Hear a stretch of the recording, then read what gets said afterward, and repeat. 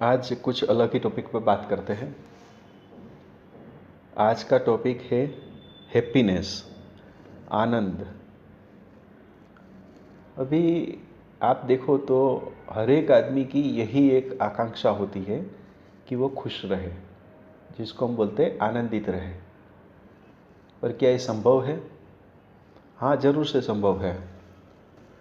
पर उससे पहले ये समझते हैं कि ये हैप्पीनेस है क्या, उसको अचीव कैसे करें और उसके अंदर क्या क्या फैक्टर्स उसको इफ़ेक्ट करते हैं। थोड़ा बहुत प्रकाश डालते हैं। देखिए, पहले तो एक बात समझ लीजिए कि ये जो खुश रहने की प्रक्रिया है वो कंटिन्यूअस नहीं है। आप एक बात एकदम से क्लियर से समझ लो, कोई भी आदमी कंटिन्यूअसली हैप्पी नहीं रह सकता, वो कभी भी सोरो भी नहीं रह सकता, मतलब सैड भी नहीं रह सकता। तो ये कोई कंटिन्यूअस प्रोसेस नहीं है, पर ये एक हर एक आदमी की डिज़ायर होती है कि वो हमेशा खुश रहने की कोशिश में लगा मारा रहता है और सैडनेस से बचने की कोशिश करता है। ये एक ही सिक्के की दो अलग अलग बाजू है, जिसको हम सैड को या सैडनेस को हम स्ट्रेस भी बोलते हैं, जिसके बारे में आगे हमने यूट्यूब पे अच्छी तरह से समझाने की कोशिश की है। अगर किसी ने नहीं देखा हो तो अगला जो वीडियो है वो आप देख सकते हैं, तो आपको उधर पता चल जाएगा कि व्हाट इज़ स्ट्रेस या सैडनेस। तो आज का हमारा टॉपिक है कि हम बात करेंगे व्हाट इज़ हैप्पीनेस। तो मैंने पहले ही बताया कि देखिए, ये कंटिन्यूस नहीं है, पर हमेशा कोशिश करनी है कि वो कंटिन्यूस रहे। अभी हैप्पीनेस जनरली आप देखो तो छोटी छोटी बातों से भी आता है, बड़ी बात से भी आता है। वो डिपेंड करता है हर एक आदमी के ऊपर। तो ये कितना ब्रॉड एलोबरेटली सब्जेक्ट है, उसके ऊपर कॉमनली बात करना लगभग नामुमकिन हो जाता है। फिर भी हम कोशिश करते हैं कि देखिए, आदमी खुश कब होता है या हैप्पी कब होता है? जब वो कुछ डिज़ायर करता है और वो डिज़ायर उसको मिल जाती है, यानी वो कोई इच्छा करता है और वो चीज़ उसे मिल जाती है, तो वो बहुत ही खुश हो जाता है। तो उस टाइम को आप जज करिए, वो याद करिए कि लास्ट आप कब ज़्यादा से ज़्यादा बहुत ज़्यादा खुश हुए थे। तो आपको पता चलेगा कि वो ज़्यादा से ज़्यादा 2 सेकंड, 5 सेकंड, 1 मिनट ही रहा है। उसके बाद वो जो खुशी थी वो धीरे धीरे डिज़ोल्व हो गई या तो कम हो गई। तो ये जो है, ये उसके ऊपर इफेक्ट गिरता है कि आपकी वो जो डिज़ायर है वो कितनी बड़ी थी और वो कितना आपको ज़्यादा से ज़्यादा आनंद दे सकती थी, उसके ऊपर डिपेंड करता है। दूसरा है कि अगर हम उसको कैटेगराइज करना चाहें तो कैटेगराइज ऐसे कर सकते हैं कि वो कौन सी कैटेगरी में बैठता है। से फॉर एग्जांपल, स्टूडेंट है, मैन है, वुमेन है, योगी है, तपस्वी है, ज्ञानी है, भक्त है, गुरु है। तो हर एक की अपनी अपनी आनंद में रहने की, आनंद में डूबने की प्रक्रिया जो है वो हमेशा अलग ही रहेगी। वो तो आप भी मानते हो। सपोज करिए स्टूडेंट है, तो स्टूडेंट जो है वो अपना एजुकेशन में उसका ज़्यादा फोकस रहेगा, पर जनरली देखा जाए तो वो कभी भी उसके अंदर खुश नहीं रहता है या वो स्ट्रेस में रहता है। पर जब उसको इच्छित परिणाम आ जाते हैं तो वो हैप्पी हो जाता है। स्टूडेंट्स कभी अपने फ्रेंड से मिलता है, उसको जो बिलव्ड फ्रेंड होता है, तभी वो हैप्पी हो जाता है। या उसका अफेयर है या अफेयर करने की कोशिश करता है, तभी वो एकदम से खुश हो जाता है। तो ये सब बात स्टूडेंट को लागू होती है। वो उसका जो मेच्योर समय का जो पीरियड है वो उसके ऊपर इफ़ेक्ट करता है और उसके हिसाब से वो हैप्पी होता है या हैप्पीनेस रहने की कोशिश करता है। मैन वुमेन है, वो अलग अलग है। वे मैन या वुमेन की बात करें तो उसका हैप्पी रहने का क्राइटेरिया दोनों का कॉन्ट्रावर्सरी होता है। मैन की अपनी रिजर्व है, अपनी डिज़ायर है, तो वो उसकी हिसाब से, जैसे उसका टारगेट है, कुछ बनना है, कुछ करना है, ये सब बात रहती है। या उसका कुछ एक सपना होता है जब वो सपना अचीव हो जाता है तब वो खुश होता है, या कुछ खरीदता है या अपने फैमिली के लिए खरीदता है तो वो खुश हो जाता है। वुमेन में अलग होता है, वुमेन में उसका हैप्पीनेस का बहुत ही अलग क्राइटेरिया है। उसको कोई चीज़ पसंद आ जाए तो उसके लिए वो डिज़र्व करती है तो, और मिल जाता है तो वो जब खुश होती है तो वो खुशी का माहौल अलग ही होता है। तो इस तरह से मैन वुमेन का भी बोल सकते हैं।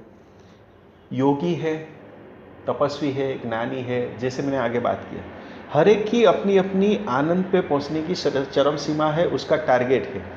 पर मैंने आगे बताया इसी तरह से वो कोई भी आदमी कंटिन्यूसली उसमें नहीं रह सकता। तो ये तो कैटेगराइज हुआ या व्हाट इज हैप्पीनेस था, वो उसकी बात हुई। तो क्या हम इसको कंटिन्यूसली उसको एंजॉय कर सकते हैं? मेरे कहने का तात्पर्य ये है कि अगर क्या हम कंटिन्यूसली हैप्पी रह सकते हैं? इसके बारे में तो आप बोलोगे हमने सोचा ही नहीं। हाँ, हैप्पीनेस रहने की हम कोशिश करते हैं, बस वो हैप्पी रहने की कोशिश में जो स्ट्रेस आता है वो हैप्पी का जो रिक्वायरमेंट है उसको डाउन कर देता है। तो मेरा पर्सनली ऐसा मानना है कि हाँ, अगर आदमी चाहे तो हैप्पी रह सकता है। हैप्पी रहने के लिए हमें क्या करना पड़ेगा, अपनी जो डिज़ायरनेस है उसको कम करना पड़ेगा। मतलब आपकी जो भी रिक्वायरमेंट है उसको मिनिमाइज़ करिए।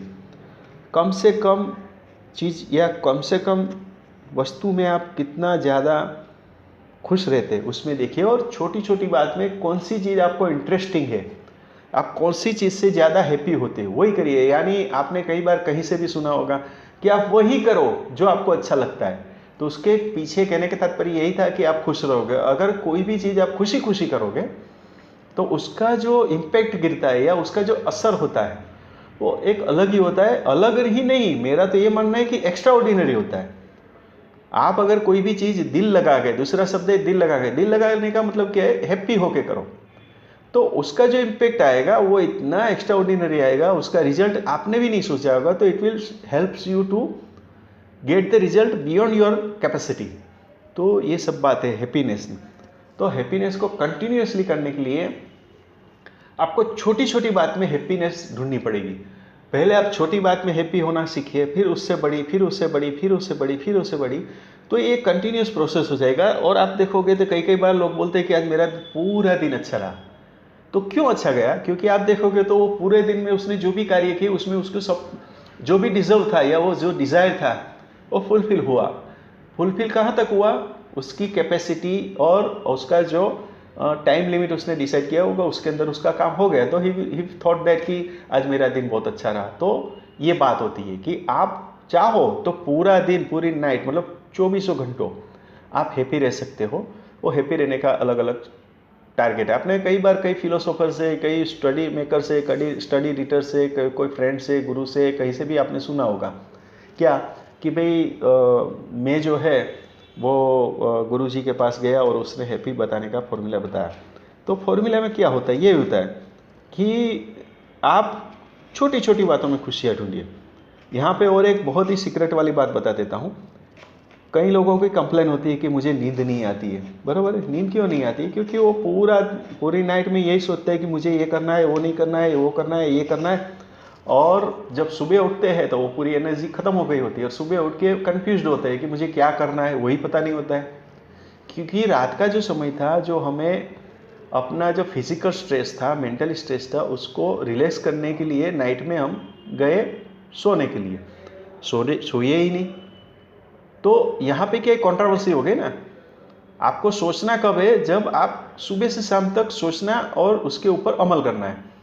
तो आदमी जब उल्टा करता है, मतलब रात को जब बेड पे आप पड़ गए, गिर गए सोने के लिए, फिजिकल स्ट्रेस रिड्यूस करने के लिए, उस टाइम पे आपको देखोगे और पूरा दिन का थकान उतारने के लिए आपको क्या करना है? मुद्दे पे आ जाते हैं। कुछ नहीं करना है, आप बेड में सोए, एकदम से रिलैक्स हो जाओ। क्योंकि अभी आप रियलाइज करोगे अभी आप कुछ नहीं कर सकते। आप बेड पे आ गए, खत्म हो गई बात।